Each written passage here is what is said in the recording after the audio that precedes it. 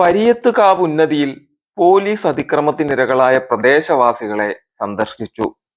ഓരോ വീടുകളിലും കയറി ജനങ്ങളുടെ പ്രശ്നങ്ങൾ കേട്ടറിഞ്ഞു. പലരും വിതുമ്പലോടെയാണ് പോലീസ് നരനായാട്ട് വിവരിച്ചത്. ഇനി ഇതിന് അടിയിൽ വന്നേക്കുന്ന കമന്റ്സ് എല്ലാം കൂടെ ഒന്ന് വായിച്ചു നോക്കിയാലോ. 10 വർഷം ഉറങ്ങിക്കിടന്നിട്ട് ഇപ്പോ വന്നിട്ട് ഷോ കാണിക്കുന്നു. ജനങ്ങൾ എല്ലാം കാണുന്നുണ്ടെന്നും അവർക്കെല്ലാം മനസ്സിലാവുന്നുണ്ടെന്നും ഇലക്ഷൻ റിസൾട്ട് വന്നപ്പോ മനസ്സിലായില്ലേ? ആരും ചിരിക്കരുത്. 10 വർഷം അധികാരത്തിലിരുന്ന ഒരു പാർട്ടിയുടെ സെക്രട്ടറിയാണ് പറയുന്നത്.